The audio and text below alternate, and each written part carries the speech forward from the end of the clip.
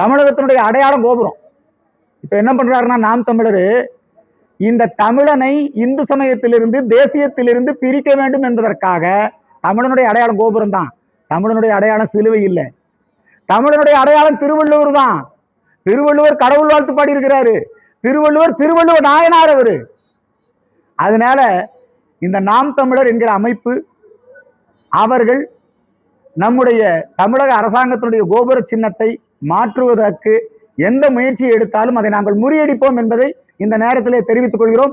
அந்த நாம் தமிழர் கட்சியில் இருக்கிற உண்மை தமிழர்கள் புரிந்து கொள்ள வேண்டும். கோபுரம் தானே தமிழர் அடையாளம், திருநீர் தானே தமிழன் அடையாளம். இப்ப எங்க பார்த்தாலும் சீமான் திருநீரோட வர்றாரு. ஏன் அவர் சிலுவை போட்டு வர்றது இல்லை? தமிழனுடைய அடையாளம் திருநீர். சீமான் திருநீர் வச்சதுனால மதவாதியா?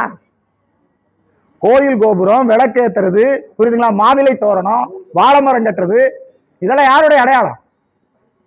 சேலை, இதுக்கெல்லாம் மதசாயம் பூசுறீங்களா நீங்க? கோபுரத்துக்கு எதுக்கு மதசாயம் பூசுறீங்க? அதனால நாம் தமிழருடைய அந்த தேர்தல் அறிக்கை நான் உண்மையிலேயே ரசிக்கிறேன். சில விஷயங்களை நான் அதுல வரவேற்கிறேன். அதுல என்ன சொல்லியிருக்கேன்னா, தமிழகத்துல 5 தலைநகரங்களை ஏற்படுத்தணும்னு சொல்லியிருக்காரு. நீண்ட காலமாக இந்து மக்கள் கட்சி சொல்கிறது தமிழகம் 4 மாநிலங்களாக பிரிக்கப்பட வேண்டும். சிறிய மாநிலங்கள் அழகானவை, நிர்வாக வசதி. நாங்க ஜாதி மத அடிப்படையில் பிரிக்கணும்னு சொல்ல, நிர்வாக வசதிக்காக தமிழகம் புதிய மாநிலமாக உருவாக்க, குறிப்பாக தென் மாநிலங்கள் இருக்குங்களா, தென் மாவட்டங்கள். இந்த தென் மாவட்டங்கள் வளர்ச்சியே கிடையாது.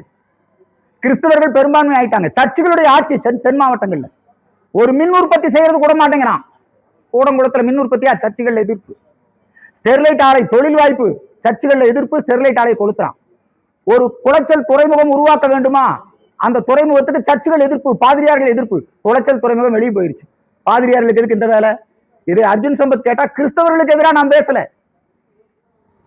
கிறிஸ்தவர்கள் பைபிளை படியுங்கள், ஜீசஸுடைய மகிமையை சொல்லுங்கள், அதுக்கு சர்ச்சுகளை பயன்படுத்துங்க. ஆனா சர்ச்சுகள்ல அரசியல் கட்சி கூட்டம் போடுவது, சர்ச்சுகள்ல என்ன தொழில் துவங்கணும், என்ன மீன் என்ன விலைக்கு விற்கணும், பால் என்ன விலைக்கு விற்கணும், இதெல்லாம் சர்ச்சோட வேலையா? ஆகவேதான் தென் மாவட்டங்கள் வளராமல் இருப்பதற்கு சர்ச்சுகள் தான் காரணம். அந்த தென் மாவட்டங்களை ஒருங்கிணைத்து ஒரு புதிய மாநிலத்தை தென் மாவட்டங்களுக்கு ஒரு முதலமைச்சர் கொடுக்கணும். 100 சட்டமன்ற தொகுதிக்கு ஒரு முதலமைச்சர். தமிழ்நாட்டை 4 மாவட்டங்களாக பிரிக்க, 4 மாநிலங்களாக பிரிக்கணும். அதை வேற வழியில சீமான் சொல்லியிருக்காரு. சீமானுடைய தேர்தல் அறிக்கை வளர்ச்சி திட்டங்கள் மாதிரி தெரியும், ஆனா அது அனைத்துமே வளர்ச்சி திட்டங்களுக்கு எதிரானது.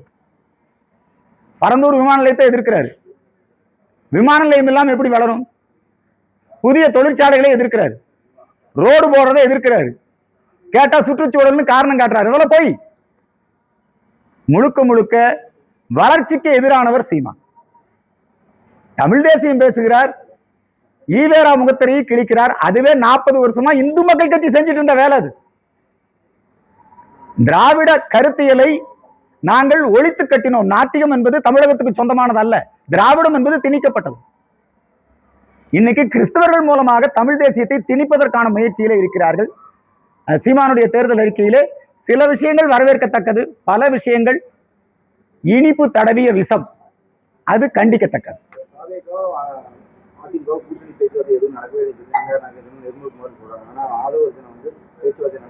ஆதவர்ஜுனா திமுக ஏஜென்ட் தானுங்க. அவர் ஏற்கனவே திமுகவுக்கு வேலை பார்த்தவர் தானே. ஆதவர்ஜுனா, ஜான் ஆரோக்கியசாமி, இவங்க எல்லாரும் சேர்ந்து திமுகவுக்கு வெற்றி வாய்ப்பை ஏற்படுத்தக்கூடிய வகையில தாவேக்காவை இயக்கி கொண்டிருக்கிறார்கள்.